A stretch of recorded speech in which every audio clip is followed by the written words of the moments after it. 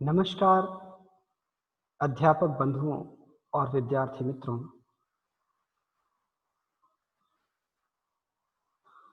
गिरधर की कुंडलिया में तीसरे पद की व्याख्या को लेकर आपके समक्ष उपस्थित हुआ हूं। तीसरा पद है, गुण के गाहक सहस नर, बिन गुण लहै न कोय, जैसे कागा कोकिला, शब्द सुनै सब कोय। शब्द सुनै सब कोय, कोकिला सबे सुहावन। दो को एक रंग, काग सब भये अपावन। कह गिरधर कविराय, सुनो हो ठाकुर मन के, बिन गुण लहै न कोय, सहस नर गाहक गुण के। तो जैसा मैंने पिछले वीडियो में भी शब्दार्थ आपके लिए प्रस्तुत किया था, तो कोशिश किया कि अधिक से अधिक शब्दों के अर्थ आपको बता दिए जाएं, जिनसे आपको अर्थ लगाने में तनिक भी समस्या ना हो। इसके उपरांत भी यदि कुछ ऐसे शब्द हो जो इस सूची में नहीं आए हो, ऐसी परिस्थिति में आप उन शब्दों को कमेंट करके मुझसे पूछ सकते हैं।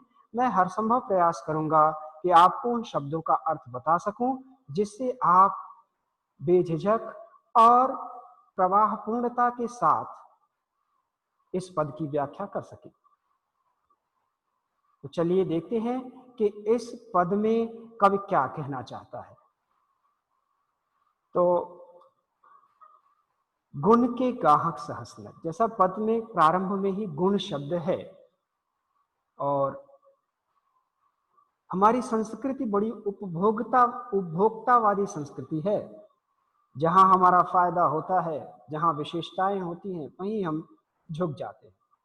तो गुणों की विशेषता और उसके महत्व को प्रतिपादित करते हुए कविराय गिरधर ये पद लिखते हैं, और इन पंक्तियों का अर्थ कुछ इस प्रकार से है। गुण के गाहक सहस नर, गुण जो होता है उसके गाहक, गाहक माने खरीदार या ग्राहक, ठीक है ना।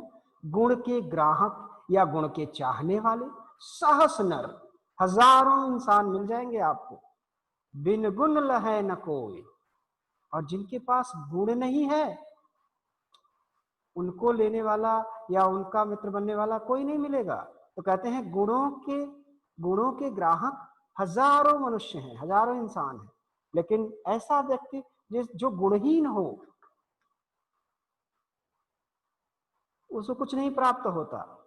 अब कहते हैं, उदाहरण देते हुए गिरधर कविराय कहते हैं कि जैसे कागा कोकिला, जैसे कागा, कागा यानी कौआ, और कोकिला यानी कोयल, शब्द सुने सब कोय।